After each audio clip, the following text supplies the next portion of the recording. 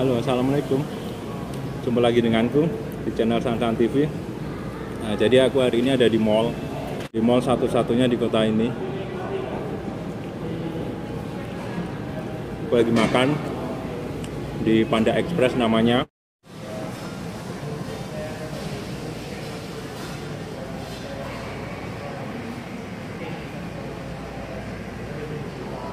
Jadi tadi itu aku udah pilih-pilih baju kan aku beli baju tuh udah pilih baju sampai kasir duitnya ketinggalan di restoran. Aduh, harus balik lagi 10 menitan buat balik ke restoran, ngos-ngosan. Sekarang lapar, makan deh.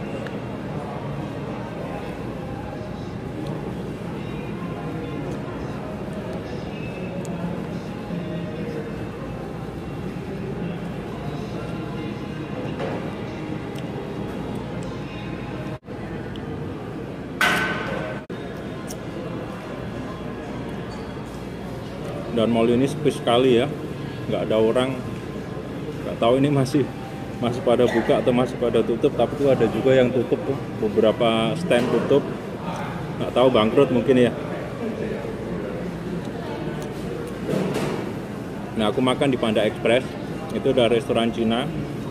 Biasanya sih ada di mall-mall, kadang ada di airport juga. Murah sih.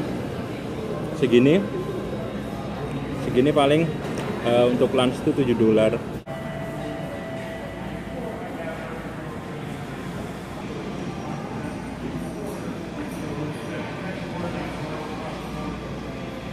Sama air mineral ini ya jadi 9,45 something lah. Lumayan. Harga segitu harga wajar sih.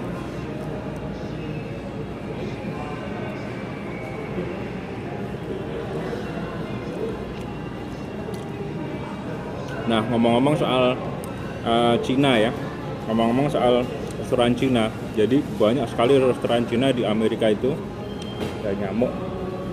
Banyak sekali restoran Cina di Amerika dan kebanyakan yang punya adalah warga Cina ya, orang-orang Cina yang tinggal di Amerika. Dan itu sungguh serangan Cina di Amerika itu dalam dalam segi ekonomi sangat luar biasa sekali kawan-kawan. Jadi banyak sekali restoran Cina, restoran Jepang itu yang punya adalah orang Cina. Jadi memang Amerika itu sudah dikuasai oleh orang Cina. Banyak barang-barang yang semuanya berasal dari Cina. Kayak di Dollar Tree itu yang semuanya harganya $1 itu semuanya dari Cina semua, itu barang-barangnya itu. Cina emang benar-benar hebat. Amerika pun bertekuk lutut dari segi ekonomi loh. Tapi lucunya banyak orang Cina yang tinggal di sini itu kadang mereka sama sekali nggak bisa bahasa Inggris. Kadang mereka ya sedikit-sedikit bisa bahasa Inggris, tapi banyak juga yang nggak bisa bahasa Inggris loh. Apalagi kalau di kota-kota besar kayak di Chinatown di New York itu, kalau kalian ke sana masuk di Chinatown itu udah kayak masuk di negara Cina. Bukan banyak, semuanya orang Cina, dan ketika kalian tanya pakai bahasa Inggris, mereka kadang jawabnya no English. Mereka sama sekali nggak ngerti bahasa Inggris. Dan aku nggak tahu gimana mereka bisa berkomunikasi sama orang-orang Amerika ya. Mungkin karena mereka cuma tinggal di komunitas Chinatown semua. Dan di sini hampir setiap state itu ada komunitas Chinatown-nya. Jadi kayak daerah yang semuanya orang Cina di situ. Mereka membangun jaringan bisnis di situ. Mereka bekerja di situ, buka toko di situ. Bahkan di restoran temanku itu ada salah satu server, banyak server mereka itu nggak bisa bahasa Inggris. Jadi ketika mereka ngambil order, mereka cuma tanya what do you drink, what do you eat, udah cuma gitu doang. Mereka cuma hafalan bahasa Inggrisnya, mereka cuma hafalan. Dan ketika mereka ditanya sesuatu, mereka nggak bisa jawab, cuma pelengok. Mereka kerja di bidang servis, di bidang restoran, tapi mereka nggak bisa bahasa Inggris. Kan lucu itu ya. Bahkan chefnya yang di tempat temanku itu juga nggak bisa bahasa Inggris. Jadi suatu saat dia kan lagi libur tuh, yang Cinanya itu, dia datang ke restoran, ada tamu, ditanya, namanya kan John. Hey John, you off today? Dia jawabnya apa? I don't know. Dia jawabnya I don't know. Aduh. Balik lagi ke pemilik restoran ya, restoran Cina apa restoran Jepang, itu rata-rata semuanya orang Cina. Hampir mungkin 90% itu orang Cina. Ada juga sih orang Korea, orang Jepang malah nggak ada yang punya restoran Jepang di sini. Apalagi orang Amerika nggak ada sama sekali, jarang banget. Kalau tidak boleh dibilang tidak ada, berarti jarang ada orang Amerika yang dia punya restoran Jepang di sini. Tapi ada sesuatu yang wajib kita acungin jempol sama orang Cina ya, apalagi yang jadi bos di sini. Mereka itu nggak segan-segan loh bekerja. Walau jadi bos, mereka punya 2 restoran, 3 restoran, 4 restoran, mereka tetap bekerja. Dan mereka kayak bisa memperbaiki segalanya gitu loh. Jadi ketika karyawannya cuma asik duduk-duduk mainan HP, ada keran yang rusak gitu, bosnya yang turun tangan memperbaiki kerannya sendiri.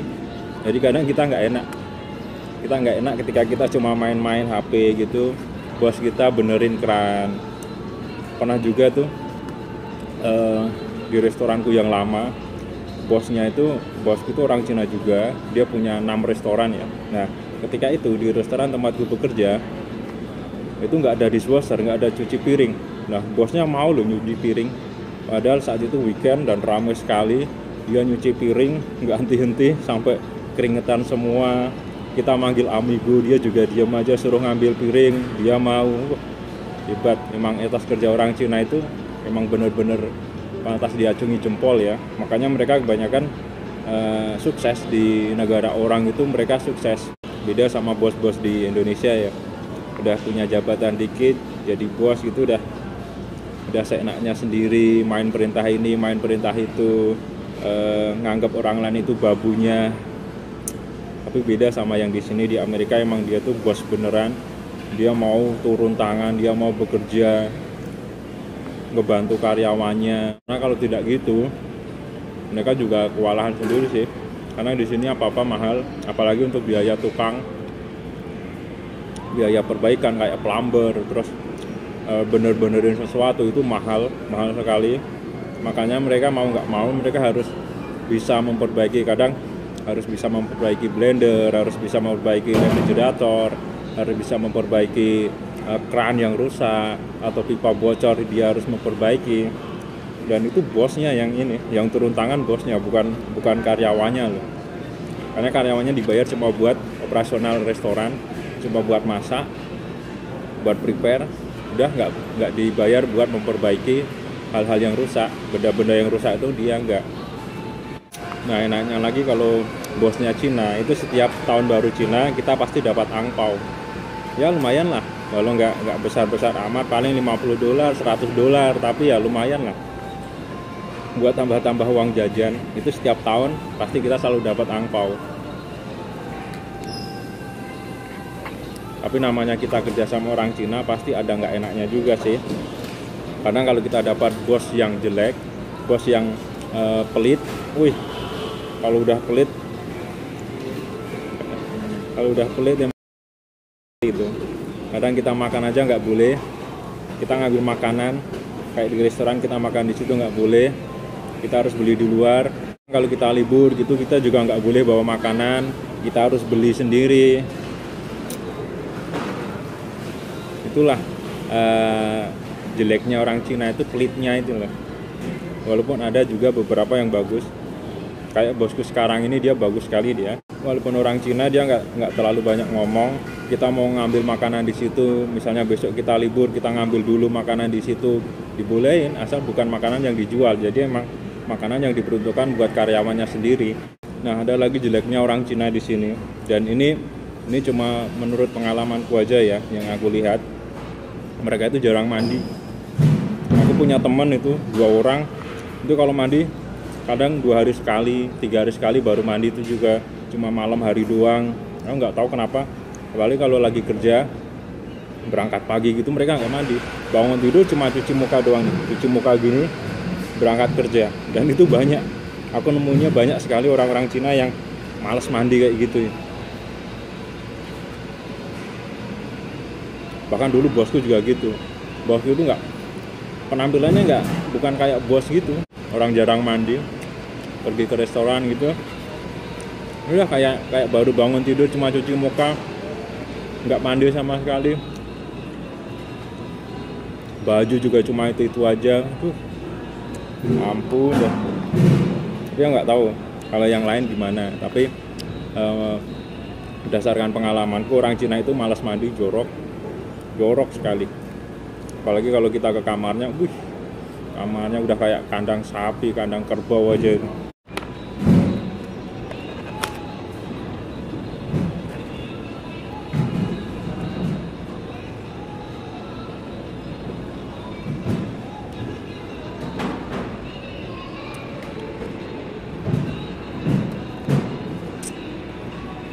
Nah, dan rata-rata orang Cina itu yang bekerja di restoran, itu kalau nggak jadi server, dia jadi sushi chef. Mereka nggak, karena jarang yang bisa berbahasa Inggris lancar. Jadi itu kenapa mereka nggak jadi habaji chef. Mereka nggak suka masak ke depan itu karena bahasa Inggrisnya kacau. Dan juga kadang banyak bos-bos juga yang nggak mau habaji chef dari Cina. Mereka lebih memilih habaji chef dari Indonesia apa dari Filipina, karena bisa lebih dipercaya. Apalagi orang Indonesia kan bisa lebih dipercaya dan juga lebih rajin dalam bekerja juga. Jadi itu kenapa mereka jarang sekali memakai habaji chef dari Cina. Ya udah, makananku udah habis, jadi aku harus balik ke restoran. Jadi terima kasih yang sudah menonton. Tapi sekali lagi, ini hanya opini pribadiku yang bisa saja benar, bisa saja salah. Seperti Om Erik bilang, bisa saja benar, bisa saja salah. Dan terima kasih sudah menonton. Jika kalian suka video ini, silahkan di like, share, atau subscribe. Jika tidak suka ya dilewati, nggak masalah. Terima kasih. Assalamualaikum, bye-bye.